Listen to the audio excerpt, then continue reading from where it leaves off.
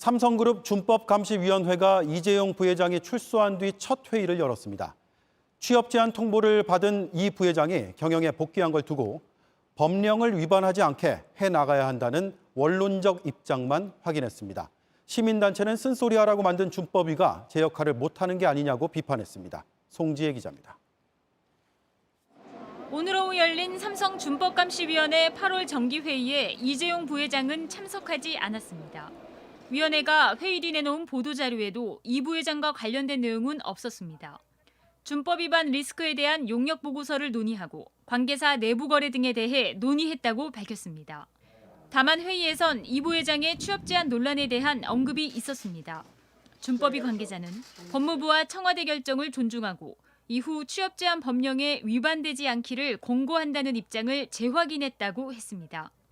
앞서 지난 2월 법무부가 이 부회장에게 취업 제한 대상자라는 통보를 했을 때 내놓은 원론적 입장을 다시 언급한 겁니다.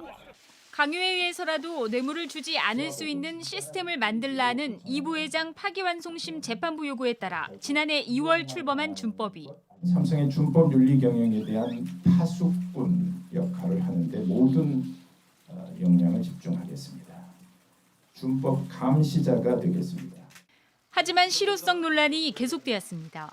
지난해 5월 이 부회장은 준법위 공고에 따라 경영권 승계 의혹과 노조 와해 사건에 대해 사과문을 발표했습니다. 무노조 경영을 폐기하는 등 준법 가치를 실현하겠다고 했지만 경영권 승계 논란에 대한 구체적인 해명이나 책임을 지는 언급은 없었습니다. 그런데도 준법위가 의미 있게 평가한다고 입장을 내놓자 참여연대 등 시민단체의 비판이 커졌습니다. 이후 재구속된 이 부회장이 취업 제한 통보를 받으면서 삼성의 앞날을 두고 여러 의견이 나올 때도 마찬가지였습니다. 오너 체제냐, 전문 경영인 체제냐를 두고 논란이 커졌지만 준법감시위는 목소리를 내지 않았습니다.